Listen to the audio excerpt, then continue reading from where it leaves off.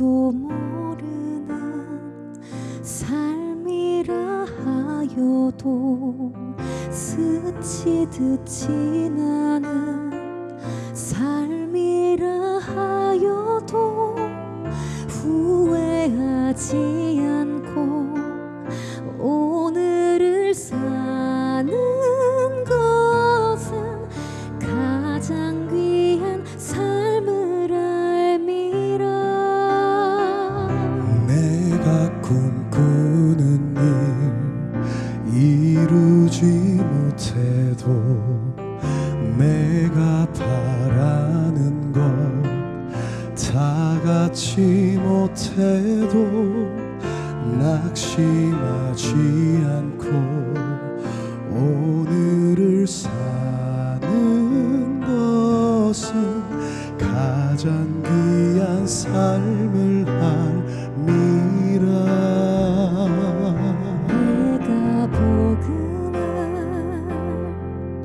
알고 내가 복음을 믿고 내가 복음을 전하며 살아간다면 나의 삶은 가장 귀한 삶이라. 내가 예수를 알고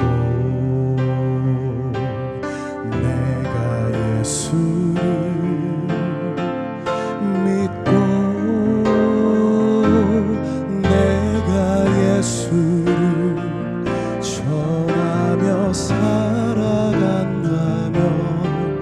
나의 삶은 가장 귀한 삶이라.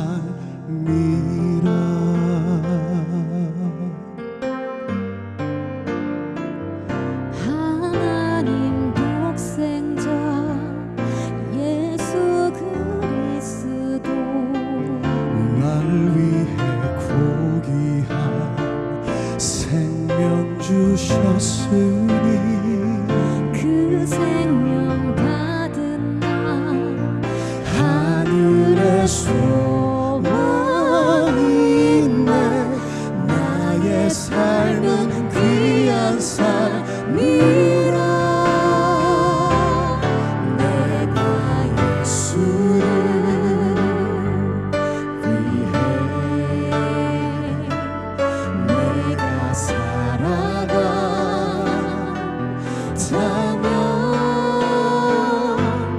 나의 작은 삶 아무도 모른다 해도 나의 삶은 가장 귀한 삶이라. 나의 삶은 가장 귀한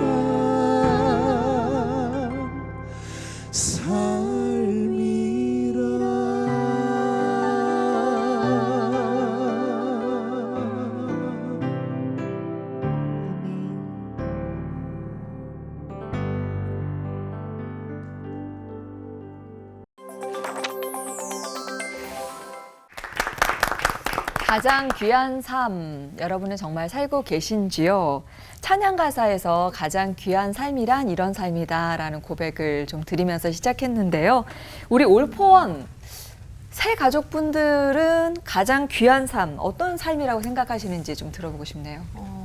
저는 이 가장 귀한 삶이라는 단어를 딱 들었을 때 그냥 진짜 죽을 수밖에 없는 저를 살려주신 그 하나님의 은혜와 사랑, 그런데 그것도 모자라서 사명자로 살게 하시고 그 사랑을 전하며 살 수 있게 하신 그 삶이 정말 노래 말할 가사처럼 때마다, 노래 가사처럼 네. 예. 저도 이제 노래 가사를 빗대어서 네.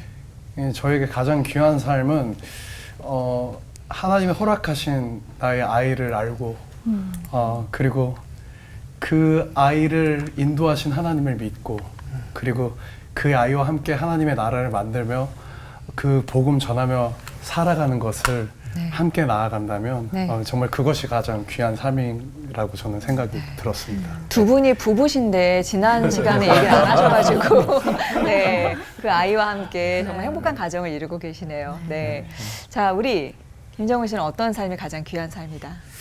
아, 저는 그게 되게 저한테는 되게 어려운 질문 같이 좀 느껴졌었어요. 왜냐면 저는 귀한 삶의 어떤 이상적인 것들은 있지만 내 삶이 그 이상적인 거에 미치지 못한다고 생각을 하고 있기 때문에 나는 언제쯤 저렇게 귀한 삶을 살 수 있을까라고 생각을 했었는데 그냥 제 어떤 모습보다는 그냥 하나님이 나를 귀하게 생각하시는 것처럼 그 삶을 귀하게 여기는 것이 귀한 삶을 사는 거구나 해서 그냥 나는 귀하게 잘 살고 있구나 라고 생각하고 있습니다. 네, 맞아요. 아까 22살에 결혼하고 싶었다고 지금 나이가 네. 예. 마주 씨가 생각하는 가장 귀한 저는 지난번 시간에 그 이스라엘 백성들이 하나님이 만나만 주셔가지고 그 원망했다고 했잖아요. 그렇죠, 그때 맞아요. 저는 생각이 들었던 게 하나님이 나를 만나주셔서 너무 귀하고 값진 삶이다 이런 생각을 좀 했었던 것 같아요. 네, 예. Right now. 예. 네, 그러네요. 잘 들으셔야 됩니다. 네. 이렇게 가장 귀한 삶을 살고자 몸부림치는 우리들이지만 저희가 지난 시간에 나눴던 것처럼 우리도 안 되고 참 이스라엘도 참 안타깝다라는 생각을 하게 되잖아요. 그래서 지난 시간에 이어서 이스라엘은 어째서 하나님의 열심에도 우상 숭배를 멈추지 못했을까라는 이야기를 좀 나눠볼까 하는데 목사님들도 혹시 나도 참 이스라엘 같다라고 이렇게 느끼신 적이 있으신지 답답한 마음을 좀 한번 여쭙고 싶네요. 성경을 읽을 때마다 저기 왜 김관선이 들어가냐 등장인물에 네, 그렇게 많이 느끼죠. 네. 네. 전 덩치가 못한다는 말 많이 듣거든요.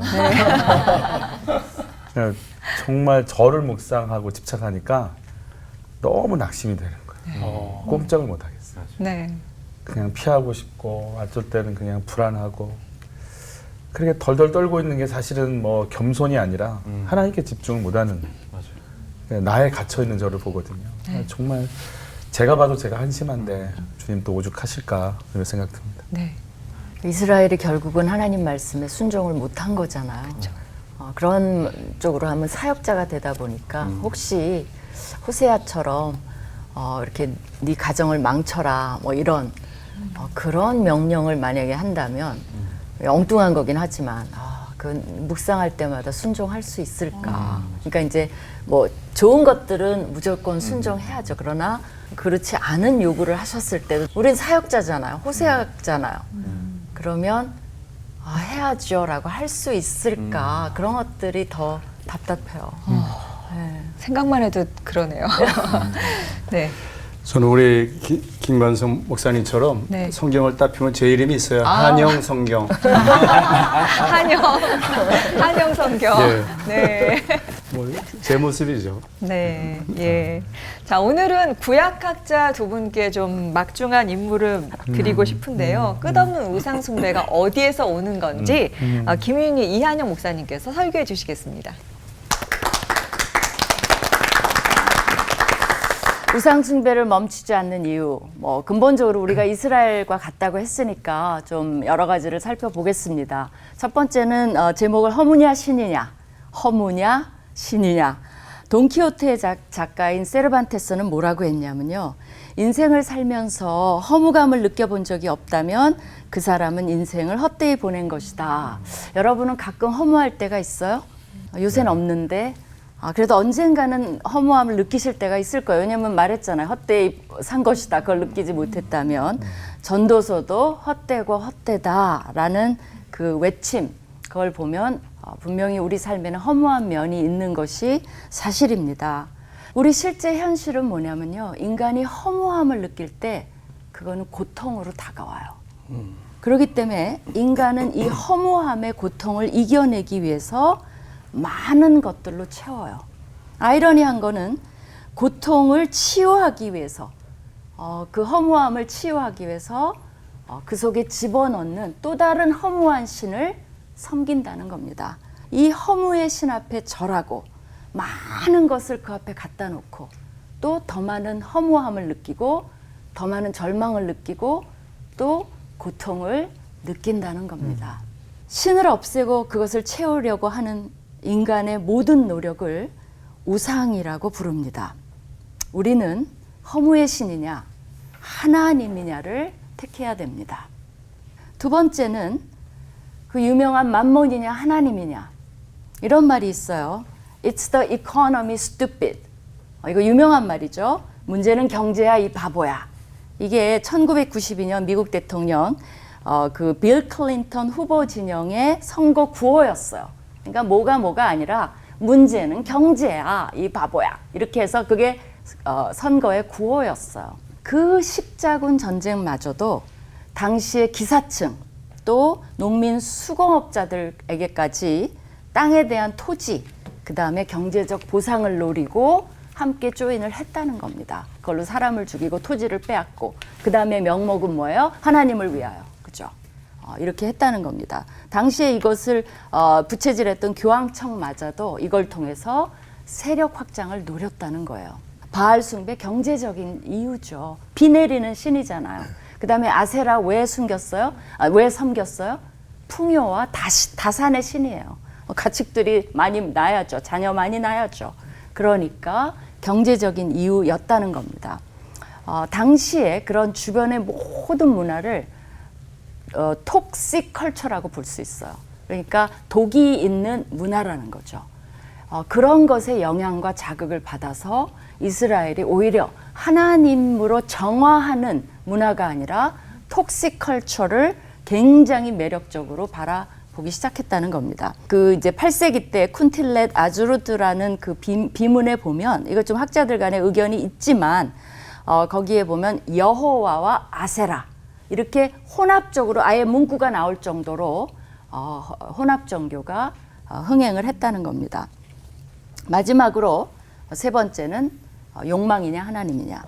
에스겔 14장 3절에 보면요 이 말이 나와요. 이건 뭐냐면 장로들이 에스겔을 찾아왔어요.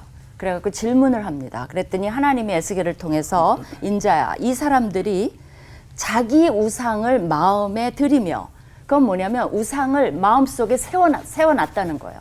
그러니까 이때까지는 보이는 우상을 섬겼는데 이제는 포로기 때는 마음의 우상을 다 세워놨어요. 그리고 죄악의 걸림돌을 자기 앞에 두었으니 그들이 내게 묻기를 내가 조금인들 용납하라. 이 말은 뭐냐면 그러고도 나한테 와서 질문을 해? 내가 왜 그 질문을 용납해야 되는데? 라는 말을 하나님이 하십니다. 그러니까 우리도 하나님 앞에 이 질문을 하는 그 순간에도 우리 안에 그 욕망, 갈망 이런 것들에 대한 우상이 있으면서도 또 그걸 채우기 위해 하나님께 물어봐요. 그러니까 하나님의 이중 배반성 그거를 얼마나 심각하게 느끼실지 생각해 볼 수 있는 거죠. 그 마음의 욕망이 어떨 때는 다 나쁜 거 아니에요. 성공하고 싶고 잘 되고 싶고 나쁘지 않아요. 좋은 것도 굉장히 많아요. 사랑, 인류애, 가족, 정의, 창의력, 영향력 누군들 이런 거를 안 갖고 싶겠어요? 그거 좋아요. 하나님이 구하면 주시겠다라고 하셨어요. 생텍쥐베리의 어린 왕자에는 이런 말이 나와요. 너의 장미꽃이 그토록 소중한 것은 그 꽃을 위해 네가 공들인 시간 때문이야. 그 말이 나와요. 어쩌면 우리는 그 장미꽃, 그런 좋은 것들에 공을 들여서 더 갈증이 있고 갖고 싶은지 몰라요. 그건 괜찮아요. 그러나 문제는 어디서 시작됩니까? 그 욕망을 절대화한다는 거예요. 그 좋은 것들을 절대화한다는 거예요. 그래서 그것이 내 삶의 목표가 되고 하나님은 그것을 꼭 주셔야 되는 존재가 된다는 게 이게 우상으로 바뀌는 그 순간이 된다는 것입니다. 에스겔서에 하나님이 그렇게 하셔놓고도 답을 주십니다. 왜 내가 답을 줘야 돼? 근데도 답을 주시는 하나님이에요. 답은 clear and simple. 아주 명확하고 단순해요. 뭐라 그랬냐면 마음을 아까 마음에 뒀다 그랬잖아요. 마음을 돌이켜 우상을 떠나라. 더 복잡한 답이 필요 없어요. 단순하고 아주 명확한 답을 주십니다. 그것이 하나님의 사랑이에요. 왜 우상 섬기지 말라 그러냐? 축복 주실 수 없으니까. 우리를 망치고 있으니까. 또 우리를 보호하셔야 되니까. 그 길은 아니니까. 왜 거기에 우리 삶과 정력과 모든 것을 낭비하고 더 허망해지느냐? 이 악의 순환을 끊고 싶으시니까 우리를 하나님을 만나고 의미 있게 살고 진리를 따라 살고 더 우리의 삶을 옳은 것에 바치고 그래야 풍성해지고 이걸 원하시기 때문에 하나님의 사랑은 뭐라 그래요? 우상에서 떠나라. 그죠? 나는 우상에게 절할 것이냐 하나님에게 절할 것이냐 여러분이 답하기 바랍니다. 기도하시겠습니다. 하나님, 우리는 이 모든 전말을 들었습니다. 하나님 사랑을 깨닫고 우리를 지켜 주시옵소서. 아멘. 예수님 이름으로 기도합니다. 아멘. 열왕기서하고 역대기를 보면은 하나님이 유일신이시오 영이시오 그리고 참된 그 신 외에는 다른 신이 없다라는 것을 그들이 이제 역사적으로도 경험했고요. 또 믿었고 또 계시 말씀인 토라를 통해서 선지자들을 통해서 분명히 알고 있었어요. 그럼에도 불구하고 왜 그들이 혼합적으로 그죠? 어떻게 그 여호와 하나님과 다른 우상들을 이렇게 같이 섬겼을까 하는 질문에 대해서 좀 더 본질적으로 두 가지 이유에 대해서 좀 한번 이야기를 나눠보려고 합니다. 첫째는 인간의 본성에 관한 것이고 그 다음에 두 번째는 그 우상의 본질에 관한 것입니다. 첫째 그 인간의 본성에 있어서 사람은 우리가 살다 보면 누구나 내가 누구인가라는 정체성 그 다음에 위험으로부터의 안정성 그리고 문제 앞에서의 어떤 통제력 이 세 가지에 대해서 내가 스스로 해결할 수 없다라는 내가 스스로 인지하고 이 문제를 해결할 수 없다라는 것을 우리가 경험하게 되고 또 학습하게 되는 것이죠. 사람은요 태어날 때부터 아기가 이제 엄마 배에서 나오면서 응애 우는데 그게 뭐냐면 나 혼자 못 살아 그러는 거죠. 그래서 무엇으로부터 내 밖에 있는 것으로부터 나의 정체성 또 안정성 그리고 어떤 통제력 이런 것들을 확보하려는 그 의존적 본성을 가지고 있다는 겁니다. 그래서 왜 그러냐면 우리가 하나님처럼 스스로 존재하는 그런 것이 아니라 우리는 관계적인 피조물로서 내 밖에 있는 그 무엇을 의존하면서 살아갈 수 있도록 창조되었다라는 것이죠. 둘째는요. 그렇다면 성경에서는 우상 숭배를 어떻게 설명할까? 그죠? 간단합니다. 내 밖에 계신 나를 창조하신 영이신 유일신 하나님을 우리가 예배하고 또 숭배하기보다는 그 숭배의 대상을 우리가 어떤 가시적인 물체 아니면 어떤 가시적인 물질 아니면 내 욕구가 우리 주로 많이 얘기하잖아요. 뭐 성적 욕구, 또 뭐 쾌락의 권력, 돈 이런 것들을 투영시킨 또 그런 것들을 많이 갖고 있는 그 어떤 사람 그런 사람들을 우리가 의존하고 또 그들을 숭배하면서 이런 정체성과 안정성과 그리고 우리의 어떤 통제력을 얻으려고 한다라는 것이죠. 그 우리가 특별히 요새 보면 인스타그램이나 뭐 틱톡이나 페이스북, 유튜브에 보면요 사람들이 그러한 날조된 정체성, 그 날조된 안정성, 그리고 날조된 통제력을 이렇게 막 모방하고 만들고 따라하려 하고 또 그것을 그런 기호들을 거짓으로 만들어내는 것을 우리가 볼 수 있죠. 그래서 제가 어떤 아는 분은 자기의 그 날조된 모습을 막 만들기 위해 가지고 포토샵도 매번 하고 그러다가 스스로 어떤 그 정체성이 혼돈이 오고 그것이 파괴되고 또 거기서 정체성이 해체되고 혼란을 겪는 것을 많이 보았습니다. 자, 그럼 구약의 이스라엘은 그들의 정체성과 안정성과 통제력이 그들을 창조하신 영이신 하나님으로부터 온다는 걸 알면서도요, 왜 우상숭배를 했을까? 이렇게 경험하면서도. 그것은 제가 이제, 역사서를 좀 공부하면서 이걸 느꼈습니다.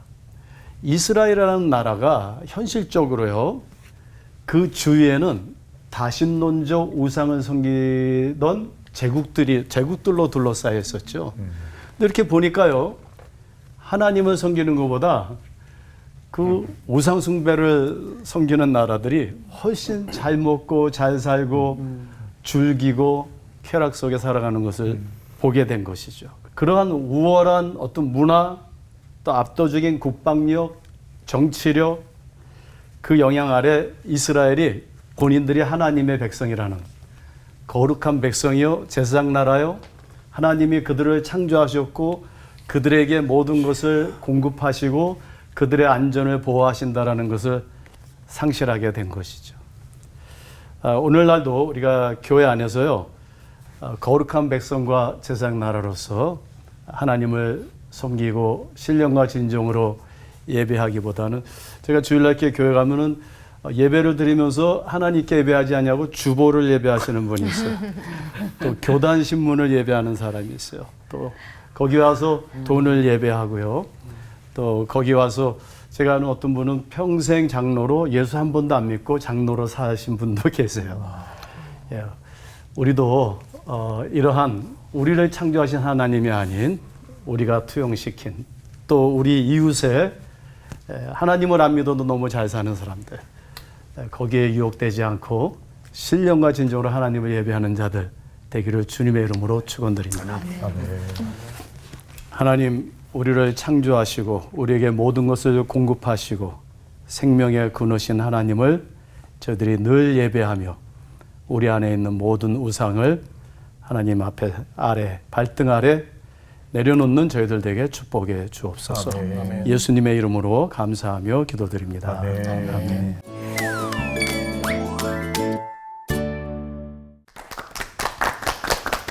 우리가 우상이라고 하면은 하나님을 떠난 아주 좀 이상한 것들만 우상이라고 생각을 했는데 목사님들 설교를 들으면서 하나님이라고 생각했던 우상도 있고 하나님과 우상을 혼합해서 섬기고 있는 것도 있구나. 그래서 하나님께서 보시기에 얼마나 진짜 답답하고 진짜 서운하실까라는 생각도 좀 들고요. 창조주 하나님에게서 답을 찾아야 되는데 다른 데서 찾고 있었구나. 정신이 납니다. 네, 반성 많이 하시는 네, 반성하고 있습니다. 네. 네, 그 이한영 목사님 말씀에 따르면 그 인간의 우상 숭배는 그 본능적인 그 불안함으로부터 오는 거네요. 그 일종의 그 분리불안 같은 거. 네. 그 에덴에서 인간이 그 죄를 짓고 타락하기 전에도 그때는 안 그랬을 것 같은데 하나님으로부터 그 분리된 불안을 우리가 해결할 방법을 전능하신 하나님한테 찾아야 되는 것인데 밖에서 찾는다는 것이 뭐 때문인 것인지 그리고 이게 어떤 죄 때문인 건가요? 그래서 제가 우리 목회학 석사 과정에 있는 MDiv 학생들 5,60명한테 물어봤어요. 여러분들 솔직하게 얘기해 달라고. 하나님은 사랑이시고 그 사랑의 능력 안에 모든 것이 있는데 제가 여러분들 앞에 지금 1조 원을 갖다 놓고 하나님의 사랑을 갖다 놓고 둘 중에 하나 택하시오 그러면 뭘 택하겠습니까? 그랬더니 모두가요 그냥 1조 원 갖고 신학도 공부 안 하겠대요. 진짜요? 예, 물론 장난으로 그랬겠지만 사탄이 우리에게 주는 그 1조 원이 너무 큰 것 같아요. 크게 보이는 것 같아요. 예, 그래서 그 하나님은 영이시기 때문에 그 어떤 형상으로도 환원시킬 수 없죠. 모든 피조물을 창조하신 분이니까 뭐 돈이나 어떤 우상이나 뭐 소나 나무나 이런 피조물로 환원시킬 수가 없죠. 그 대신 그러다 보니까 당장 안 보이고 사탄은 항상 보이는 걸로 사랑은 안 보이는데 1조 원은 보이잖아요. 그렇죠. 그것이 아닌가 아마 생각이 들어요. 그래서 저도 그냥 교수 안 하고 1조 원 가지고 그냥 신학교 그만두겠다고 그랬어요. 11조 많이 하면 또 바로 혼합 종교가 되는 거예요. 죄송합니다. 쉽지가 않죠. 네. 어떤 끊임없는 유혹이 있어요. 네. 저희가 막 힘들고 막 이렇게 마음이 공고하거나 그러다가 하나님이 이제 어느 순간 또 갑자기 은혜를 막 부어주시고 마음에 위로를 주시면 저희가 그렇지. 야, 이게 바로 은혜지. 이제 내가 좀 살 것 같다. 이제야 내가 숨통이 좀 트이는구나. 뭐 이렇게 말해놓고 바로 돌아서면 또 다시 이제 다시 그 자리로 돌아가서 하나님이 아닌 우상, 금송아지, 뭐 돈, 명예, 권력 뭐 그런 것들, 세상이 주는 것들을 탐하게 되는 그런 것들이 있잖아요. 근데 이런 이 죄성은 에덴에서부터 이렇게 따라 내려온 거지, 김일희 목사님. 죄성이라는 게 이미 우리가 원래 갖고 있었고 뿌리 내려져 있던 건지. 그리고 종교성이라는 것도 저희가 인간의 본성 중에 하나이기도 하잖아요. 그럼 이거는 만약에 저희가 죽고 새로운 인류가 탄생을 한다고 해도 똑같이 그걸 답습하고 반복하는 건 아닐지 좀 궁금하거든요. 질문이 되게 어렵다. 네. 단순하게 답을 네. 하면 죄성을 타고나죠. 그리고 죄성의 시작은 에덴에서 시작이 됐죠. 그렇기 때문에 우리가 태어나면 하나님을 몰라요. 그렇죠? 근데 여러분이 우리가 하나님 지금 알잖아요. 네. 그러니까 이게 기적이라는 거죠. 어떻게 알게 됐어요? 어떻게 믿어요? 난 그 자체가 있을 수 없는 일이 우리 삶에 일어났고 하나님이 우리 삶을 이미 만져주셨고 만나주셨고 이게 영접한 걸과 말이 안 돼요. 예수님이 내 안에 들어오신다? 그게 믿어져요? 논리적으로 말이 안 되는데 우리는 다 믿어요. 그렇죠? 그래서 전도가 중요하고 복음이 정말 중요해요. 그렇기 때문에 하나님을 만나고 그 다음부터 가지게 되는 게 뭐냐면 하나님의 시각을 배우는 거예요. 그래서 점점 이게 보이는 게 처음에 모를 때는 몰라요. 근데 배우고 나면 다 보이잖아요. 그죠? 맞아. 이렇게 하면서 이것을 넓혀가고 하나님의 시각을 알고 우리가 이제 삶을 살아나가기 때문에 시행착오는 많아요. 하나님이 그거 다 이해해요. 그렇기 때문에 우리가 아이들 성장 과정을 보면서 품잖아요. 이제 어느 정도 성숙하게 되면 시행착오를 줄여나가야 되는 거죠. 그래서 새 인류가 태어나도 복음은 땅끝까지 끊임없이, 그죠? 이 지상 명령 성취가 완성될 때까지 지켜야 하는 이유가 거기에 있습니다. 제가 주변에서 물어보면은 종교 있냐고 했을 때 나는 종교 없어. 나는 신 안 믿어. 내 주먹을 믿어. 내 스스로를 믿어. 이렇게 얘기하는 사람들이 종종 있거든요. 그러니까 일반적으로 우상을 숭배한다 하면은 내 밖에 이외의 것을 숭배한다고 생각하는데 그게 아니라 정말 내 자신을 숭배하는 것도 우상을 숭배하는 건지 그것도 궁금하고요. 또 아까 전에 말씀하실 때 굉장히 찔렸던 게 저도 예배 중에 그 주보지 뚫어져라 보면서 가끔 이번 주 헌금액 1십 100천 이공 세일 때도 있었고 조금 이거 뚫어져라 볼 때도 있었는데 굉장히 찔렸거든요. 정말 예배 중에도 이렇게 다른 것을 우상을 겸해서 숭배할 수 있는 건지 목회 현장에 계신 두 분 목사님께 한번 답변을 듣고 싶습니다. 당연하죠. 그 20세기 최고의 강해 설교자로 손꼽히는 영국의 마틴 노리 존스가 주일날 교회 오는 사람들의 모습을 이렇게 표현했어요. 집에 가려고 교회 온다. 그러니까 이미 예배 드릴 때 앉아 있는 마음의 상태가 하나님께 포커스 온돼 있는 게 아니에요. 일수도장 찍듯이 빨리 종교적인 귀찮은 의무 한 다음에 자기가 하고 싶은 거 하려고 교회 오는 거예요. 예배 안 드리려니까 찝찝하거든. 예배 드리는 공간 안에 있다고 그 사람이 참된 예배자가 된 게 아니죠. 이런 의미에서 보면 우리 시대에 어떤 땅끝 개념 있잖아요. 땅끝이 어디냐 막 논쟁들이 많아요. 제가 볼 때는 예배당 안이 땅끝입니다. 예배당 안에 우상 숭배자들 많습니다. 하나님보다 더 사랑하고 사모하는 것들을 하나님에게 달라고 요구하면서 앉아있는 사람들도 많고. 그러니까 사실은 우리의 예배가 얼마나 많이 오염되어 있는지 우리가 한번 살펴볼 필요가 있죠. 예, 이스라엘이 블레셋과 전쟁을 하면서 법궤를 갖다 놓죠. 부적처럼 나를 위해 하나님을 쓰는 우사가 법궤를 옮길 때도 자기를 드러내니라고 결국 거기서 이제 우사가 죽임을 당하는, 하나님의 법궤 앞에 모든 걸 포커스를 맞추는 것 같지만 사실은 자기를 드러내기 위한, 자기의 유익을 취하기 위한 삶이 있는 것처럼, 지난 시간에도 제가 잠깐 말씀드렸듯이 제 아내한테 오늘 설교 어땠냐고 네. 제가 이제 한번 물어보면 제 아내가 클리어하고 단순하게 얘기해 주죠. 좋았어. 지금 1년째 살고 있지만 네. 좋았어 왜 특별한 말을 하지 않습니다. 그래서 다 좋으셨나 보다. 그냥 플러스 알파를 더 듣고 싶어서 또 묻죠. 그러면 아내가 이렇게 얘기해 줍니다. 무슨 말을 듣고 싶어서 그래. 못됐다. 고맙습니다, 목사님. 네. 좀 따뜻하게 말해주시면 좋겠는데. 더 심하면 그만해라. 그만해라. 네. 그리고 이제 조금 더 나가면 왜 누구 들으라고 설교를 한 거냐. 사실 설교는 들으라고 하는 건데. 문제는 잘하고 싶습니다. 제일 큰 문제 같습니다. 근데 잘하고 싶은 것의 뿌리는 납니다. 내가 잘했다는 얘기를 듣고 싶다. 그래서 하나님을 예배하는 가장 핵심 속에서도 나를 섬기고 있습니다. 그래서 잘했다라는 기준을 하나님께서 바꿔주신 적이 있었는데, 얘야, 잘하는 건 내가 드러나는 거야 라는 마음 주셨어요. 그래서 예수님이 드러나면 잘하는 거다. 내 설교를 통해 내가 아니고 예수님 드러나면 되는 거다.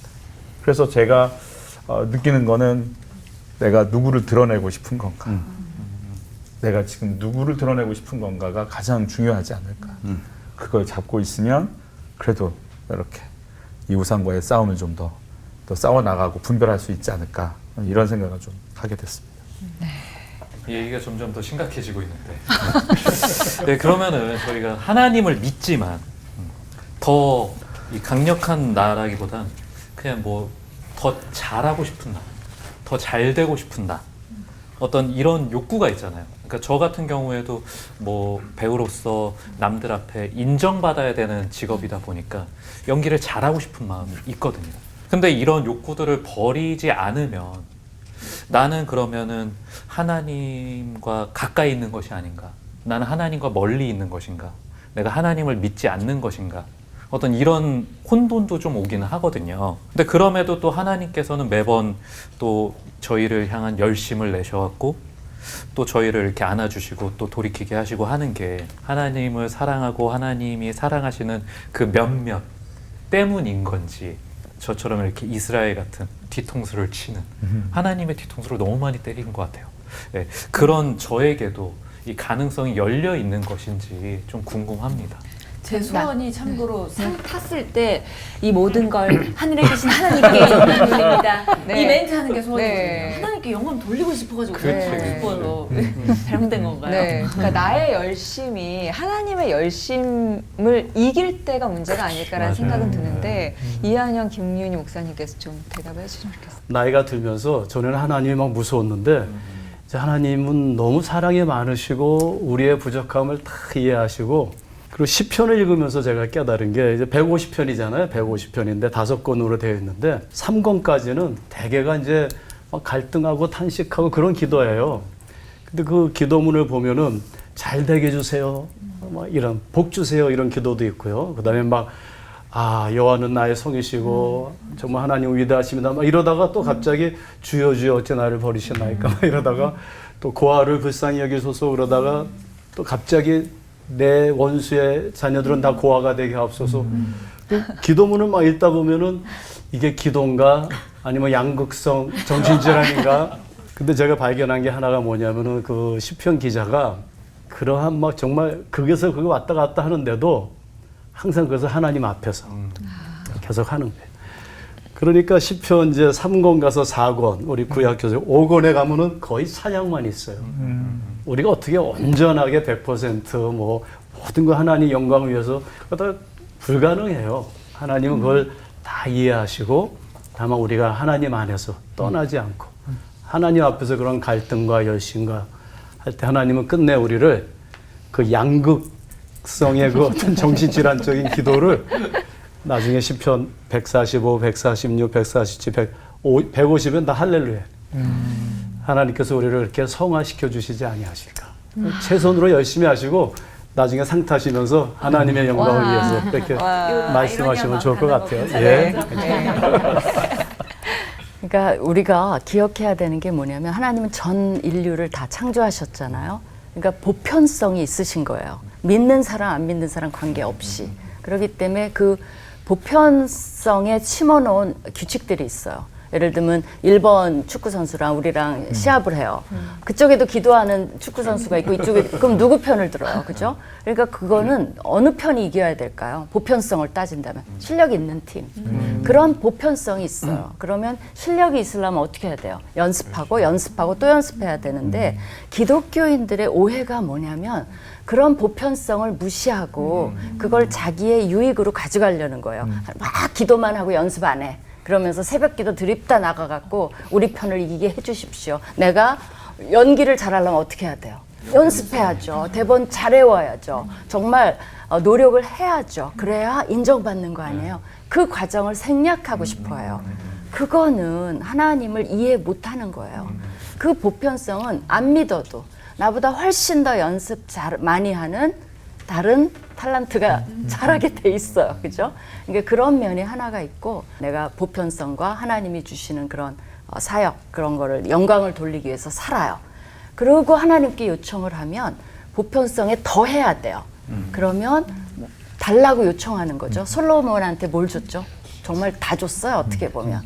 다 가졌는데 조건이 있어요. 거기에는. 우리가 기억해야 돼. 내 말에 순종하고 나를 섬겨라. 그러면 내가 정말 다 줄게. 근데 솔로몬이 받고는 어떻게 했냐면 더 많이 파괴를 했어요. 300명 결혼해갖고 온갖 우상을 다 갖고 왔어요. 그러니까 주신 지혜로도 그거를 지키질 못했어요. 그러니까 축복할 수 없게 만들어버리는 건 우리의 손해이기 때문에 제발 그거 하지 말라는 거예요. 소망이 있느냐? 있는 정도가 아니죠. 그 와중에도 예수 그리스도를 보내주셨잖아. 그렇죠? 예수 그리스도가 와서 죄 조금씩 용서해주는 정도가 아니라 다 커버되게 하셨으니까 하나님은 우리를 엄청 사랑하시는 거죠. 네. 부족한 우리를 보면 사실 소망이 없지만 우리를 통해서 일하시는 하나님을 보면 사실 소망을 가질 수 있잖아요. 그리고 이한영 목사님 말씀대로 무엇을 하던 하나님 앞을 떠나지 않는 게 참 중요하겠구나라는 생각을 또 오늘 하게 됩니다. 자, 오늘 또 하나님과 우상 사이에서 갈팡질팡하는 현대 이스라엘, 우리들 좀 더 궁금한 질문을 속속들이 좀 파고 들어가 보도록 하겠습니다. 크게 외치면서 질문 드려볼게요. 목사님, 진짜 궁금해요. 네. 궁금한 질문 마음껏 하셔야 됩니다. 네. 그리스도인이 그 영향력을 발휘하려면 그 세상 가운데서도 아까 뭐 이야기했듯이 그냥 나 진짜 성공해서 진짜 우리 예수님 자랑할게요. 뭐 이렇게 여러 세상 가운데 능력과 힘을 좀 가지면 이제 좋은 게 아닐까 이런 생각이 드는데 그 모든 상황과 그런 환경을 자체를 다 하나님이 다 허락하신 거라면 이거 자체가 우상 숭배로 봐야 될까요? 그거 자체는 우상이 아니죠. 그거 귀하고 좋은 거 아닌가요? 그런데 이렇게 좀 말씀드리고 싶어요. 옛날에 우리 딸이 아빠 핸드폰 좀 바꿔줘. 야 그냥 써라. 지금 괜찮은데 뭔 최신폰 타령하냐. 아빠 오래 썼어. 빨리 바꿔줘. 해서 데려가서 핸드폰을 좋은 것으로 바꿔줬어요. 하니까 너무 좋아라는 거예요. 핸드폰을 너무 좋아라는 거예요. 아빠가 아니라. 핸드폰을 사준 아빠는 안중에도 없는 거예요. 이런 게 우상숭배죠. 핸드폰 선물로 받은 거는 얼마나 귀하고 좋은 겁니까? 그렇지 않습니까? 그쵸. 영향력이라든지 또 어떤 권력이라든지 물질이라든지 하나님께서 우리 가운데 허락하시는 귀하고 복된 것이죠. 중요한 것은 그것을 주신 하나님을 그런 것들을 누리다 보면 잊어버리게 됩니다. 너무 섭섭하더라. 핸드폰을 사준 아빠를 좋아하고 찬양해야 되는데 너무 이해가 그냥 확 됐습니다. 네. 이렇게 탁 꽂혔습니다. 김민희 목사님은 어떻게 생각하세요? 네, 그 다윗이 보면 밧세바 사건이 있잖아요. 우리아를 죽이고 우리아의 아내인 밧세바를 취한 정말 다윗의 삶에서 치욕적인 사건이죠. 근데 그때 다윗이 회개는 했지만 하나님이 하신 말씀이 있어요. 뭐냐면 내가 너한테 얼마나 많은 걸 줬냐. 네 주인의 집을 내게 주고 네 주인의 아내들을 네 품에 두고 또 이스라엘과 유다 족속 그 족속들을 네가 내게 맡기지 않았느냐. 그래 놓고 하나님 뭐라 그러냐면 만일 그것이 부족하였을 것 같으면 내가 너한테 이것 저것을 더 더 줬을 거다.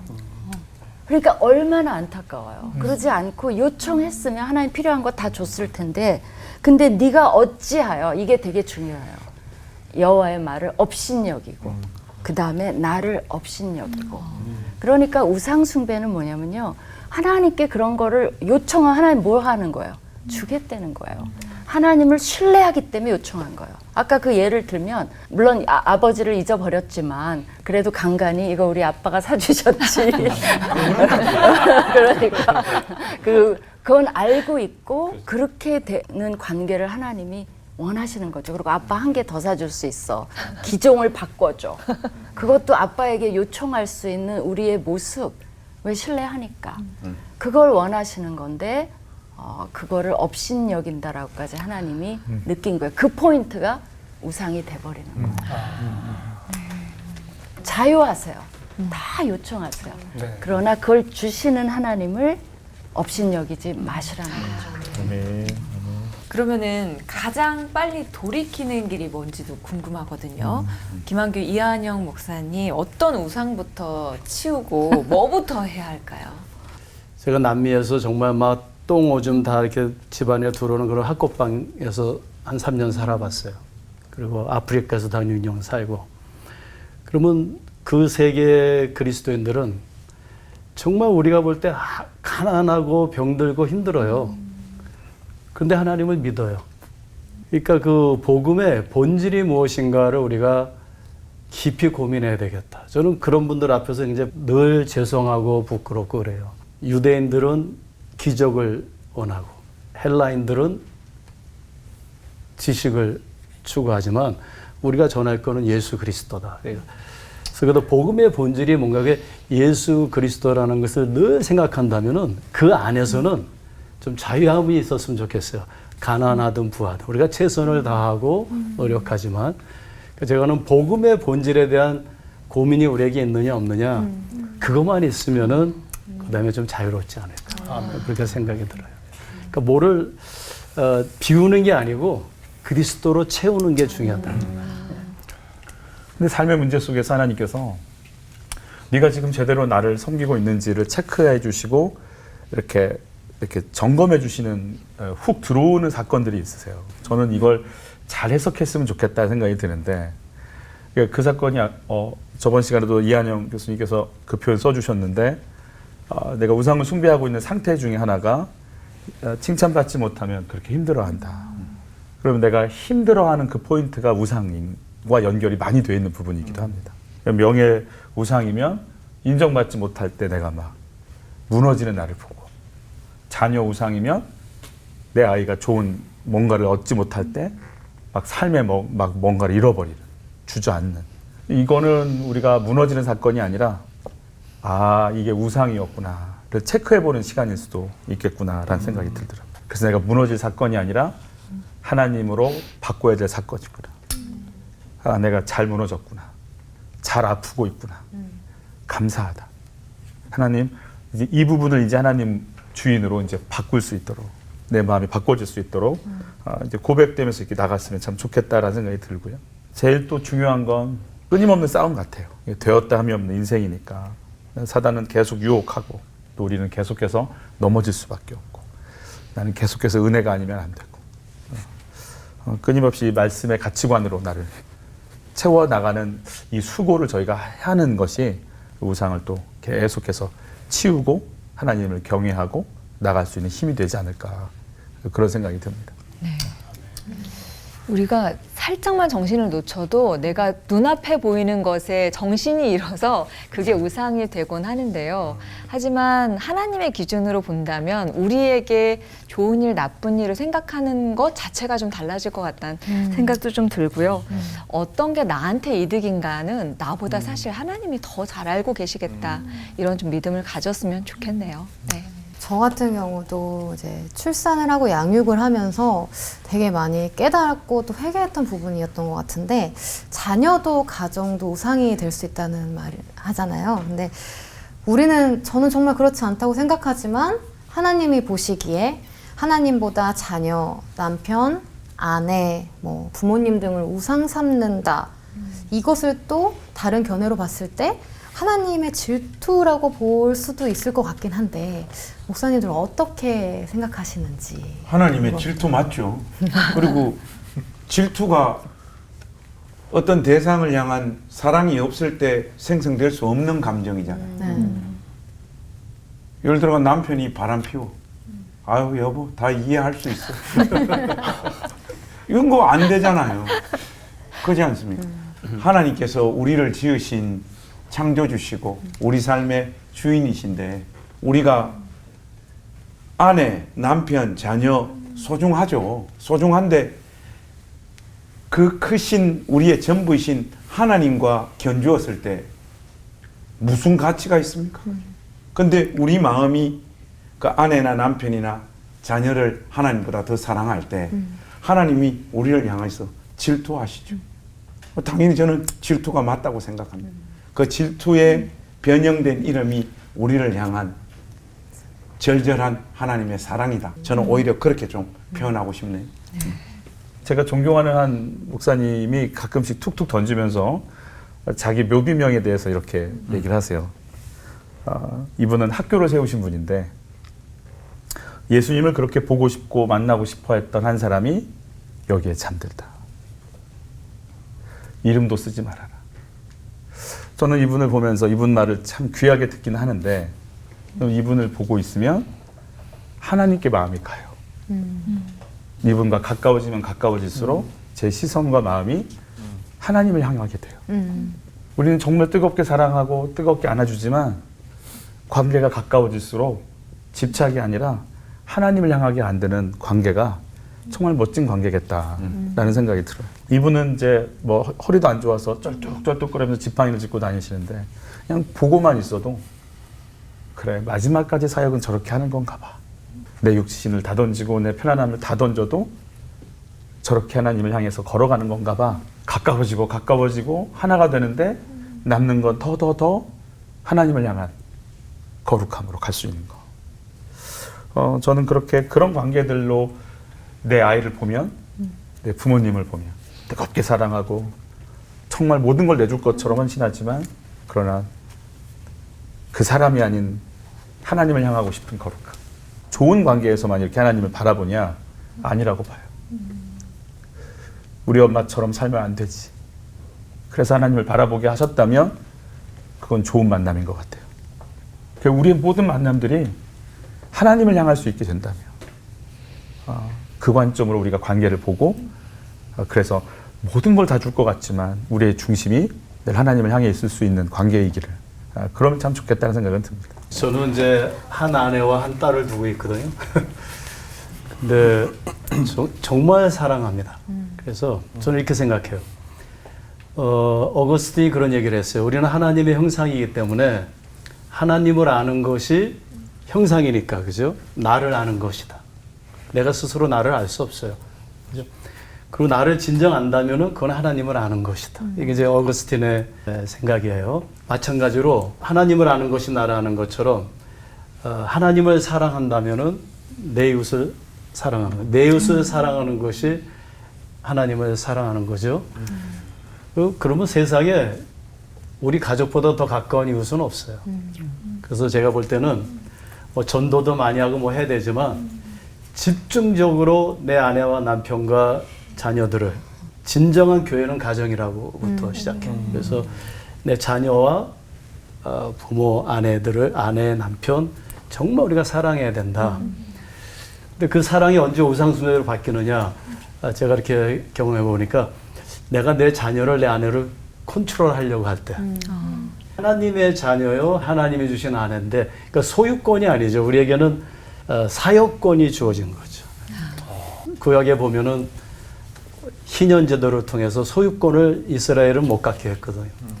그래서 우리가 사유권이라는 차원에서 정말 우리 하나님을 사랑한다면 최선을 다해서 내 자녀들과 아내, 남편을 사랑해야 된다고 보고요. 다만 저도 좀 이렇게 우리 애를 막 내 마음대로 해보려고 그런 유혹이 많이 있어요. 근데 그때마다 이건 우상숭배다. 하나님께 맡기고 내려놓고 본인이 결정하게 하고 그러면은 얼마든지 사랑해주고 아무 문제 없다고 가장 귀한 것을 자녀한테 줄 수도 있고요. 그럴 수 있다라고 봐요. 제가 보기에도 한국 사람은 자녀가 조금 약한 고리인 것 같기는 해요. 과도하게. 그러니까 우상숭배의 정의 중에 하나가 덜 사랑해야 될 거를 과도하게 사랑하는 거. 그리고 그 심리 뒤에는 자녀를 진짜 위하는 것도 있지만 사실 자녀를 통해서 내가 얻고 싶은 거를 얻어내는 그 영광을 좀 취하는 게 있어요. 그러니까 거기에 갈등이 일어나면 그걸 굉장히 거부하죠. 사실 자녀들이. 그렇긴 한데 실제로 그 성경에서 그런 예가 있어요. 그 엘리 제사장의 아들 홈니와 비느하스가 있어요. 근데 하나님이 직접 뭐라고 하셨냐면 어떻게 너는 네 아들들보다 아들들을 자녀들을 그죠? 나보다 더 중히 여기느냐. 그렇게 해서 결국은 아들들을 죽여요. 하나님이. 그거를 정말 위치를 잘못 잡으면 그 사랑하는 자녀들에게 그런 일을 일으킬 수 있다는 거죠. 근데 그게 단순히 감정적인 뭐 사랑하고 그런 것도 있겠지만 이 자녀들이 하나님한테 돌아갈 영광을 취하는 걸 보고도 막지를 않은 거죠. 잔소리 조금 하지만 강하게 안 된다라고 안 되는 건 하나님, 이건 하나님 앞에 불경하는 것이고 경외하는 것이 아니다라고 얘기를 해야죠. 그러니까 우리가 가족이 하나님을 경외하도록 만들어야 되는데 그것이 바뀌어서 막지 못한다면 사실은 어떤 일이 일어날지 개런티가 안 되는 거예요. 근데 이게 재밌는 게 뭐냐면 하나님이 네 아들들을 더 중하게 여겼지 그러면서 바로 뭐라 그러냐면 나는 나를 존중히 여기는 자를 존중히 여기고 그 존중히 여긴다는 말을 쓰는데 다 같은 단어예요. 그러니까 하나님한테 쓰여야 할 그 존중이 아들한테 가고 그 다음에 나를 그 존중하지 않았기 때문에 오케이 나도 존중하지 않을 거야 이렇게 돼버린다는 거죠. 그러니까 이거는 부모에 대한 두려워하라는 게 아니라 경고예요. 청지기로 맡은 아이들을 뭘 하도록 키워야 되겠냐. 하나님을 경외하는 아이들로 키우는 것을 목적으로 하지 않는다면 내가 주려고 했던 그 모든 축복과 영광과 막 이런 욕심 탐욕들이 아이들이 고스란히 대가를 받을 수도 있다는 무서운 경종이에요. 사실. 두렵죠. 괜찮아요. 기도하시면 다 여러분 그렇게 안 하실 거예요. 오늘 저희 유일한 부부잖아요. 저희 이 자리에서. 우리 모리아 목사님 중간중간 저를 이렇게 쳐다보시면서 잘 들으셨죠? 무슨 말씀인지 아시겠죠? 같이 함께 합시다. 네. 자, 지난 시간과 이번 시간 2시간에 걸쳐서 이스라엘은 어째서 하나님의 열심에도 우상 숭배를 멈추지 못했는지 그 이유에 대해서 살펴보는 시간이었습니다. 하나님에 대한 우리의 사랑, 우리의 마음, 그 중심을 잡는 시간이 아닌가라는 생각이 들고요. 오늘도 또 우리를 잘 인도해 주신 네 분의 목사님께 감사 인사를 드리면서 끝인사 외쳐보도록 하죠. 자, 만물의 주관자 나의 하나님만 바라보면서 하나 되는 시간 올고 원.